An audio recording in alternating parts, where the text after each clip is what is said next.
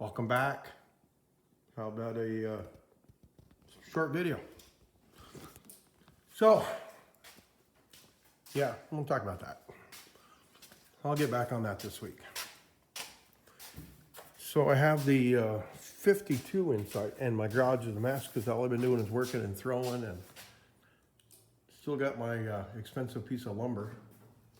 So it was time to replace the windows, the vent windows, for obvious reasons. And well, this one's not ready to go back in yet, but it's getting close.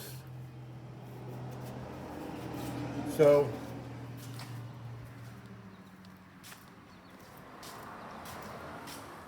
traffic. So these work a lot nicer. And let's see here. Yeah, those are pretty rough. Huh. Yeah, I don't like the bolts the way they went in, but they'll be all right. They close nice. This slides up against it once it's bolted in. But I have to put the glass in. And I have one of the glasses ready for the other side to go in. That's why it's all apart. And tape, because you have to put this this rubber gasket in, water shield, whatever they call it, in to do that. So I figured I better do something with this. I haven't done much of this truck in 2 years. I've been playing with all the other trucks, and that's kind of where I've been doing on that. Let's see what we got here. Get some light in this garage. And this one's probably just as messy. So, hi, let's just talk to. I got one of the glass right here. It's all glued in. So you have to take this. This is the other one. I don't want to break it, but this is the glass that came out of it. So you use these. This is the new runner. You have to. I'm using a 3M window adhesive. It's in there on the other truck, so I had to use it. Also good for putting all sorts of rubbers in. So, so this truck has. I smell snow sled gas in here. Something leaking. So this truck, I've done quite a little bit of work to it at night when it's been raining a lot. So. So I still got to wire in the plug-in for the trailer wiring. I added taillights, added a backup light, and a little filler panel. I still got to do these. I got to put another pocket here, and I'll bring it over here and then over to here. So that's done. Let's see if I can. I don't know if I showed any pictures of the. Now we have parking lights on a switch. I put a switch in it. So we got LED lights.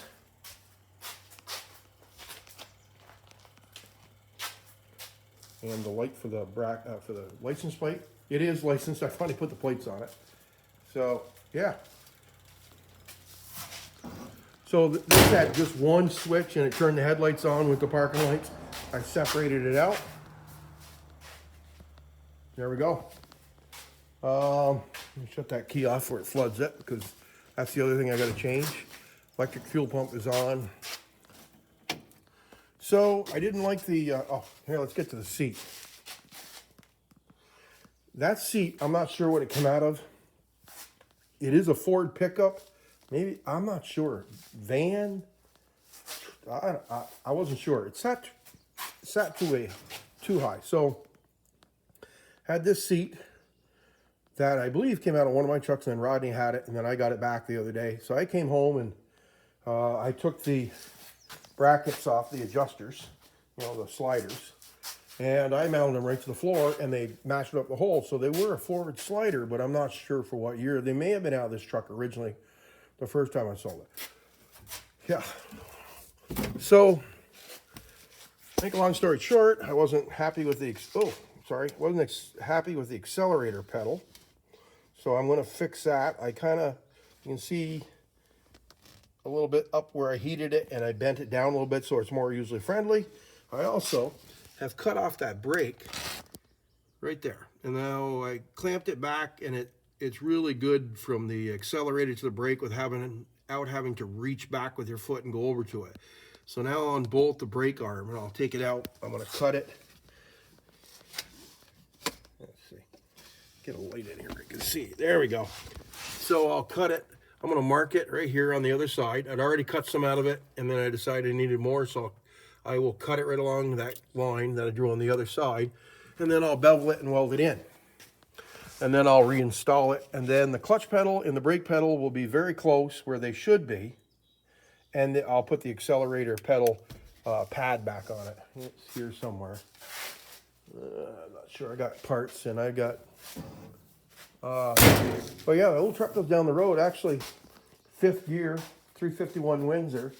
Rolling down the road, I looked down on the GPS and I checked with my phone. I was running right along 60 like nothing. I had a lot of pedal left, so I'm assuming you could run highway speeds with it all day. I don't have a tack in it yet. I will put a tack in. I got a bunch of them laying around.